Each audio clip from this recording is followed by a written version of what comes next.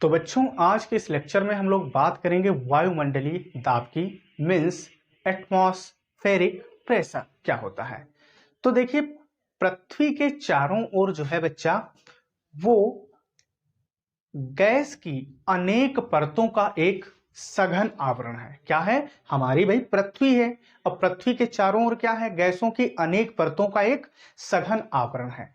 इसमें होता क्या है बच्चा? पृथ्वी तल के निकट वायुमंडल में शुष्क वायु का जो संगठन है वो कुछ इस प्रकार के होता है। उसमें 78% क्या है? नाइट्रोजन है। 21% बच्चा क्या है? ऑक्सीजन है। और जबकि 0.01% हाइड्रोजन है, और 0.03% जो है वो कार्बन डाइऑक्साइड मीन CO2 है। और जबकि 0.94% जो है वो आर्गन गैस है। और इसके बाद में जो शेष बच्चा वो उसमें जो है हीलियम और नियान रहती है। क्या रहता है? हीलियम और नियान रहता है। इसके बाद में अगर लाल मेरा बात करें कि पृथ्वी तल से जैसे जैसे हम ऊपर जाएंगे, कहां? पृथ्वी तल से जैसे जैसे हम ऊपर जाएंगे तो होता क्या है? वायुमंडल का जो घनत्व होता है वो क्या हो जाता है? कम हो जाता है। क्या होता है? कम हो जाता है। अब पृथ्वी तल से जब हम बच्चा कितना बढ़ेंगे? 10 किलोमीटर बढ़ेंगे। कितना? 10 किलोमीटर बढ़ेंगे। देन ये 75% रहता है। कितना? 75%। और बाकी का जो 99% जो बचा, वो बच्चा कहां? 32 किलोमीटर तक रहता है। कहां रहता है? 32 किलोमीटर तक उसका इफेक्ट रहता है। अभी हमने आपको समझाया था कि हमारी पृथ्वी के चारों ओर अनेक प्रकार की गैसों का एक सघन आवरण है, जिसे ही हम लोग क्या कहते हैं? वायुमंडल कहते हैं। अब होता क्या है? प्रत्येक द्रव क्या करता है? एक दाब लगाता है। क्या बच्चा लगाता है? एक दाब लगाता है। इसी प्रकार वायुमंडल की जो वायु है वो क्या करती है? प्रत्येक बिंदु पर एक दाब डालती है। क्या डालती है? प्रत्येक बिंदु पर एक दाब डालती है। ठीक है। इसी दाब को ही हम लोग क्या बच्चा कहते हैं? वायुमंडलीय दाब कहते हैं। क्या कहते हैं? वायुमंडलीय दाब कहते हैं।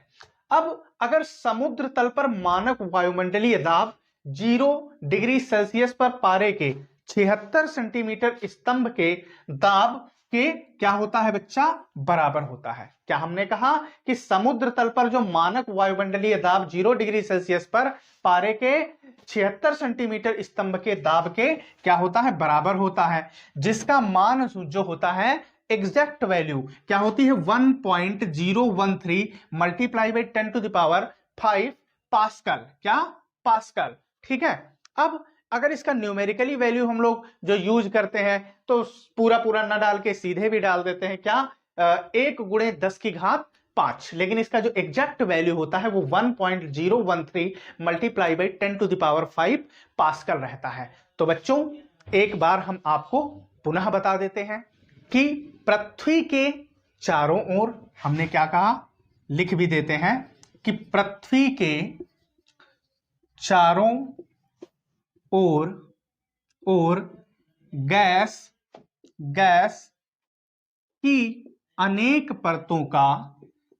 की अनेक परतों का एक सघन आवरण है। क्या है? एक सघन आवरण है, जिसे हम लोग क्या कहते हैं? जिसे ही हम लोग क्या कहते हैं? वायुमंडल कहते हैं। क्या बच्चा कहते हैं? वायुमंडल कहते हैं। वायुमंडल कहते हैं। अब ये वायुमंडल बनता कैसे है? तो अभी अभी हमने आपको बताया था कि 78% नाइट्रोजन, 21% ऑक्सीजन, 0.94% क्या होता है बच्चा? आर्गन, 0.03% क्या होता है? हमने बताया था CO2 यानी कार्बन डाइऑक्साइड, 0.01% हाइड्रोजन, और शेष में कौन बच्चा? हमने कहा नियान रहता है और हीलियम रहता है। इन सब से ये बनता है। और उसके बाद में जैसे हम पृथ्वी तल से ऊपर जाएंगे तो वायुमंडल का घनत्व तो क्या होता जाता है? कम हो जाता है। और 75% क्या रहता है? 10 किलोमीटर तक ये 75%, और 99% कहां रहता है? 32 किलोमीटर ऊंचाई तक रहता है। तो ठीक है। तो इस प्रकार हमने क्या कहा? इस प्रकार हमने बच्चा कहा कि अन्य द्रवों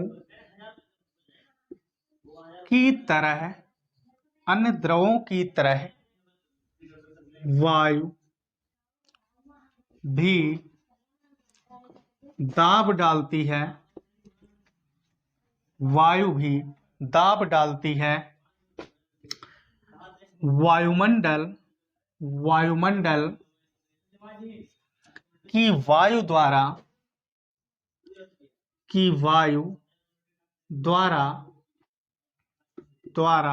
किसी बिंदु पर डाला गया दाब वायुमंडलीय दाब कहलाता है। क्या बच्चा कहलाता है? वायुमंडलीय दाब कहलाता है।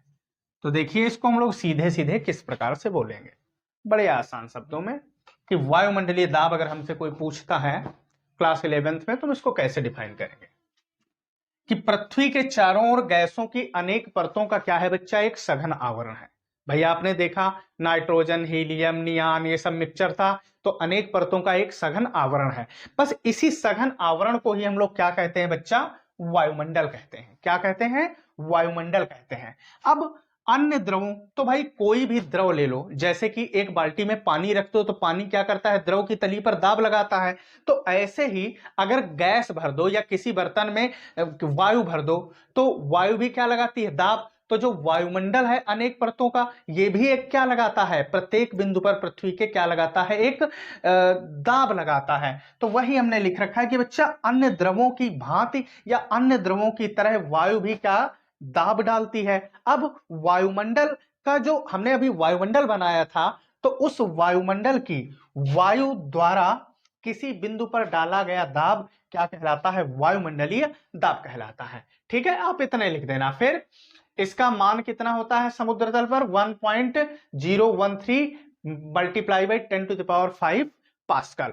ठीक है, अब इसके बाद में जैसे कि क्वेश्चन के लिए बच्चा देखिए, आपने देखा होगा जैसे कि डाबर आंवला की तेल की बोतल आती है, तो ध्यान से देखना, उसको क्या करना? दबाना नहीं। अब बोतल में तो एक छेद होता है ना, ऐसे उलट देना, तो देखना बेटा उसमें से तेल नहीं गिरेगा, उसमें से तेल नहीं गिरेगा।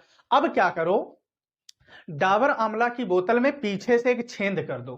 क्या कर दो? एक छेद कर दो। अब देखना टपाटप टपाटप टपाटप तेल क्या होगा? गिरने लगेगा। इसका मतलब अब क्यों गिरने लगा? जब तुमने छेद किया तो वायुमंडल की वायु जो है उस छेद के द्वारा क्या लगा रही है बच्चा? एक दाब लगा रही है। क्या लगा रही है? एक दाब लगा रही है, जिसके कारण हमारा पेन क्या होता है? वो हमारा जो है तेल की बोतल से तेल निकलने लगता है। इसी प्रकार आपने देखा होगा कि हमारा जो पेन होता है, पेन में एक पीछे छेद रहता है। तो वो क्यों रहता है? क्योंकि वायुमंडल की वायु जो है उसको क्या करती है? प्रेशराइज करती है, और पेन हमारा चलता रहता है। और अगर आप ना माने उसको बंद कर दीजिए, देखिए पेन चलना बच्चा क्या हो जाएगा? बंद हो जाएगा, क्योंकि वो जो हमारा प्रेशर है वो क्रिएट नहीं हो रहा है वायुमंडल की वायु द्वारा। तो ये क्या थे?